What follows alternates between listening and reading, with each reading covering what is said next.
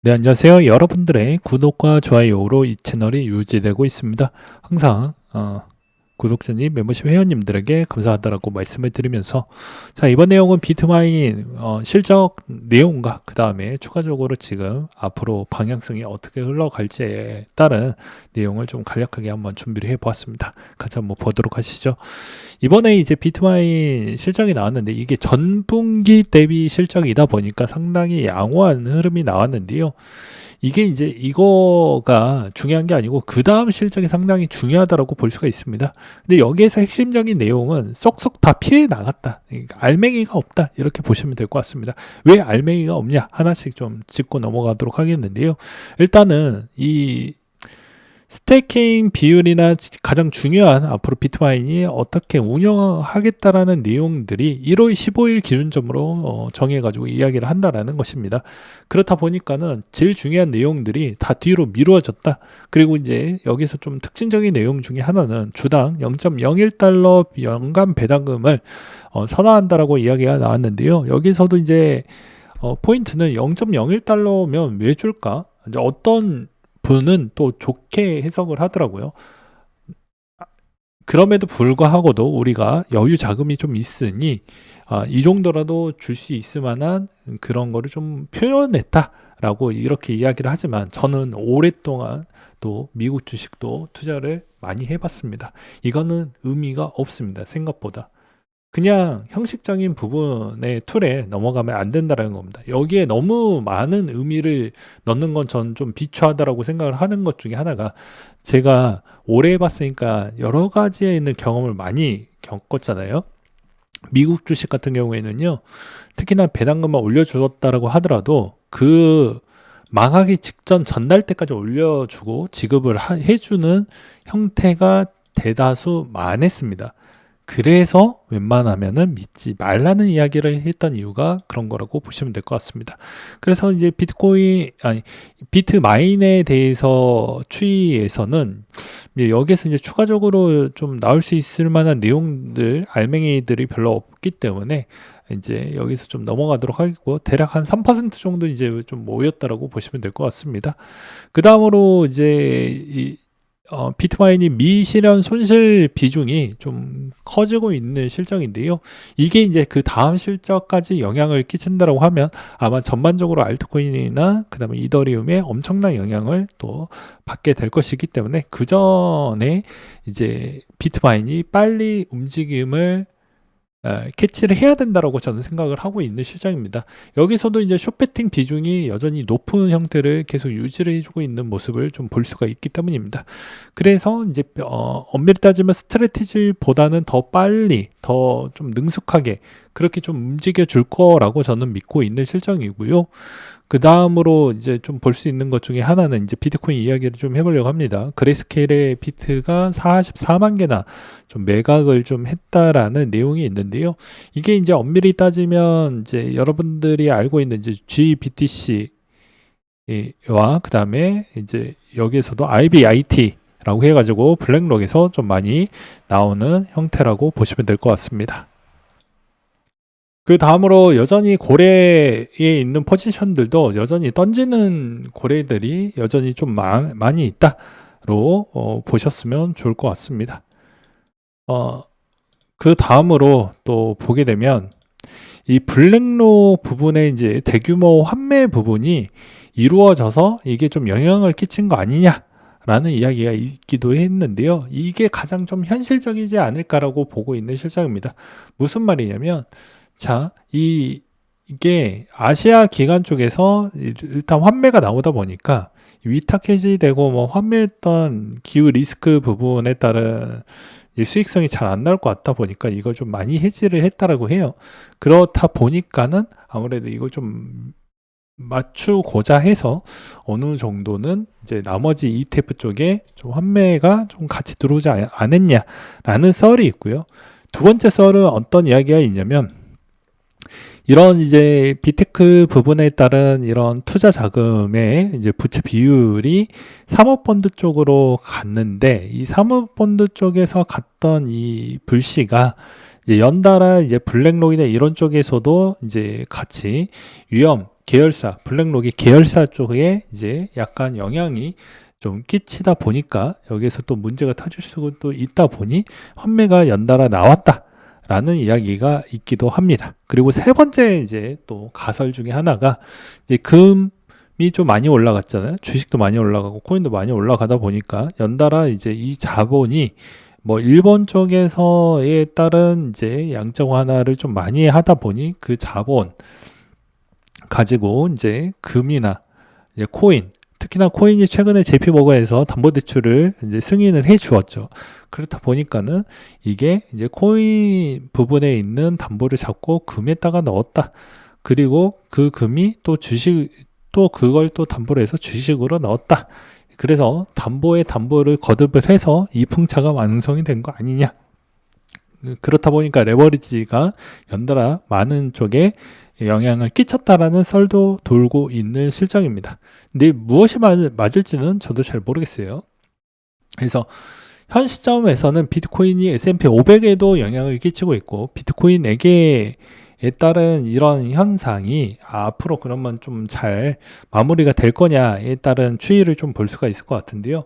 쉽지는 않을 것 같습니다. 왜냐하면 이번에 이제 MSCI 부분에 따른 논란도 계속 나와주고 있는 실정이다 보니까 이게 현실적으로 어떤 분은 뭐 퍼드다가 아니다 뭐 이런 이야기가 나와주고 있어서 그 내용도 GPT한테 물어봐가지고 대충 한번 정리를 해 보았는데요. 이제 비슷한 유사 사례를 한번 찾아보았는데 그런 케이스는 좀 드물었다라고 합니다. 그러니까 CEF 폐쇄형 펀드 빼놓고서는 그런 경우는 좀 없고 투자 신탁 같은 경우에도 이제 그런 경우가 좀 있었지만 이번에 DAT는 어느 쪽에 분류가 될 것인지는 아직 섣불리 이게 펀드다라고 보기에는 좀 바람직하지 않는다 이렇게 보시면 될 것 같습니다.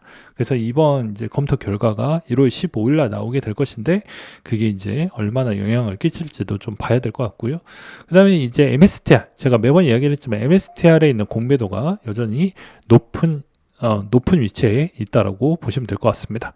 그렇다 보니까 이게 계속 풍차가 계속 돌아서 시장 압박이 계속 같이 연달아 받고 있는 실정이다라고 보시면 될 것 같은데요.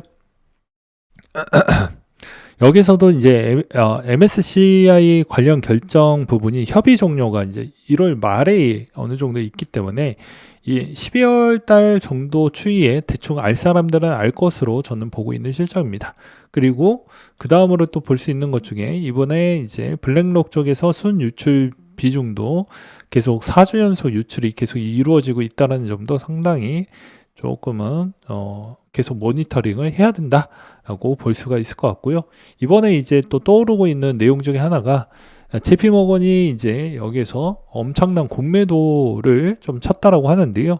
제가 보기에는 JP모건이 이제 양방을 좀 친 것 같습니다. 양방을 치지 않고서야 이런 행동을 보였다라고 보기에는 좀 애매하지 않을까라고 생각이 들거든요. 그래서 이제 아마 양방 거래를 좀 하지 않았을까라고 보고 있는 시점입니다.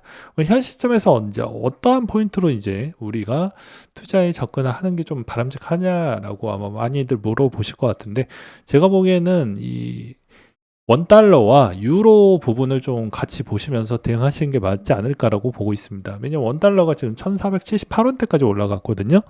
그래서 아무래도 대부분 그러면 우리나라 것만 올랐냐? 그게 아니기 때문입니다. 이 말의 의미는 달러가 부분에 따른 추이가 계속 초강세로 간다라는 의미는 여러 가지 의미가 있긴 하겠지만 이걸 엄밀히 따지면 코인의 입장으로만 봤을 때 이건 별로 좋지 않습니다. 그래서 제가 이런 이야기를 계속 할 수 있습니다. 지금 조금 올랐다고 해서 이 시점에서 좀 마무리 짓고 더 올라가는 거 아니냐 이렇게 보는 건 맞지 않습니다. 왜냐하면 달러가 너무 강세를 보여진다라는 것은요 엄밀히 따지면 테더 부분에 따라 미치는 영향 강도랑 비슷한 겁니다. 왜냐하면 테더를 교란을 할 때도 좀 신경을 쓸 수밖에 없다는 거예요. 조금이라도 손해를 안 보려고 하는 습성이 있기 때문에. 그러면 엄밀히 따지면 지금도 유동성이 조금 부족한 상태인데 더더더 유동성이 부족해질 가능성이 여전히 높다라는 것입니다. 이 말의 의미는 아주 강력한 상품이 아니고서야는 나머지 쪽으로 돈이 잘 안 갈 수밖에 없다라는 거예요. 이 말의 의미는, 자, 코인이 아니더라도 한국 코스피에 돈이 지금 갑니까? 안 가죠. 외국인이 다 빠져나가고 있죠. 왜? 환차 손을 어느 정도 고려를 해야 되기 때문에. 코인의 입장에서도 상당히 고위험 투자 리스크가 존재를 하는데, 그걸 감내하고 매력 있게 그렇게 좀 투자를 할까요? 저는 아직은 조금 금물이라고 보는 입장입니다. 그렇기 때문에 지금도 조금은 더 기다려야 된다. 일시적으로 반등이 나온다고 하더라도 가장 중요한 환율이 어느 정도는 영향을 끼칠 수가 있기 때문에 조금 더 기다려서 투자를 하는 패턴이 저는 좀 바람직하다라고 말씀을 드릴 수가 있을 것 같습니다. 마지막으로 이제 저한테 응원 메시지도 많이 주셨습니다. 기타 정유빈님, 도파민님, 조대진님이 이때까지 오랫동안 저를 많이 응원해 주시고 또 그렇게 또 댓글도 남겨주셨기 때문에 정말 감사하다라고 말씀을 드릴 수가 있을 것 같고요. 또 이제 질문사항 중에 하나를 뽑아가지고 답변을 드릴 건데요. 이번에도 이제 세금 문제도 있고 앞으로 코인이 정말 돈 벌기 빡세질 것 같은데 궁금한 점이 있습니다. 이번에 리플이 25년도 크게 상승하고 8년 만에 큰 상승이 이루어졌습니다. 이더리움도 22, 25 시즌에 큰 상승 없이 바스권으로 갔는데 만약에 얘가 26에서 29 사이클에 상단 돌파해서 나온다고 하면 아마 8년 만에 상승이 크게 나오는 장이라고 볼 수가 있을 것 같은데요. 그러면 비트도 그렇게 나오지 수가 있을까라는 의구심이 든다라고 이렇게 남겨주셨습니다. 저의 답변은 비트에 의심을 하지 말 것이라고 저는 말씀을 드릴 수가 있을 것 같습니다. 그래서 제가 저번에도 이야기를 하지 않았습니까? 수익성이 약간 알트코인 대비만큼은 좀 가져가고 싶다라고 하면 제가 레버리지 ETF 하라고 이야기를 많이 했죠. 왜냐? 시가총이 워낙 커졌기 때문에 올라가는 그 가속도가 좀 떨어지긴 할 겁니다. 안 올라간다는 게 아니라 가속도가 좀 떨어져요. 그렇기 때문에 시간 대비 가성비가 좀 더 조조하니까 레버리지 쪽으로 가라는 겁니다. 그래서 레버리지를 한번 살 때도 이 내용만 보고 사시지 마시고 제발 좀 한 번 더 생각하고 두 번 더 생각하고 그 다음에 자기만의 연구와 자기만의 전략을 제발 넣어가지고 하시길 바라겠습니다. 했는데 또 물렸어요. 어떻게 해요? 이게 아니고요. 이 친구가 이걸 알려주었다고 하면 나는 어떠한 전략을 짜가지고 이 생존을 어떻게 할까? 이렇게 생존 방식으로 봐야지 어떻게 수익을 낼까 하는데 이게 계속 이야기를 하지만 자세와 태도와 마음가짐이 이게 조금 다르기 때문입니다. 진짜 간절하고 진짜 열심히 할 생각을 가지고 있다고 하면 내가 여기에서 생존하기 위해서 어떤 전략, 진짜 제갈량보다 더 뛰어난 전략을 최대한 머리에서 짜내서 가져가야 된다라고 이야기를 많이 했죠. 간단하게 이야기하면 레버리지 ETF를 쓴다. 거기서 끝나는 게 아니고 레버리지 ETF를 사요. 그럼 매수를 할 때, 매도를 할 때 어떠한 기준점으로 하고 적립식 매수를 할 때 그 적립을 할 수밖에 없는 필수적인 if 조건을 여러 가지 걸어가지고 최대 안정감 있게 자기만의 최적화에 있는 매월 적립시 있는 그 구간대를 평균 구간대를 만들어 가야 된다라는 것입니다. 근데 그냥 무작정 레버리지 ETF 있다고 하니까 그냥 사는 건 전 추천하지 않습니다. 그리고 두 번째로는 우상향을 믿지 않으면 애초에 기초자산 우상향을 믿지 않으면 레버리지 투자를 하면 안 됩니다. 그게 아니면 레버리지의 용도는 그냥 단타성밖에 없다라고 말씀을 드릴 수가 있을 것 같습니다. 그래서 엄밀히 따지면 이게 시장에 따른 형태가 이제 비트코인이 횡보하는 기간대가 더 길어질 거냐 이런 거 부분은 크게 의미가 있다라고 보기에는 좀 어려울 것 같고요. 아무래도 지금 시점에서는 제가 보기에는 지금 동향 추이를 보았을 때는 마이크 형님이 공매도에 개입을 안 했다라고 했으면 조금 판이 좀 더 길어질 수 있는데 개입을 해버렸기 때문에 시장의 상승 곡선이 나오기에는 서로 롱과 숏의 비율에 있는 교차가 지금은 좀 어느 정도 비등해져 버렸기 때문에 그걸 쉽게 판단하기에는 좀 어렵다. 좀 더 시간을 지켜보고 좀 더 확인해보고 가는 게 맞다라고 저는 말씀을 드릴 수가 있을 것 같습니다.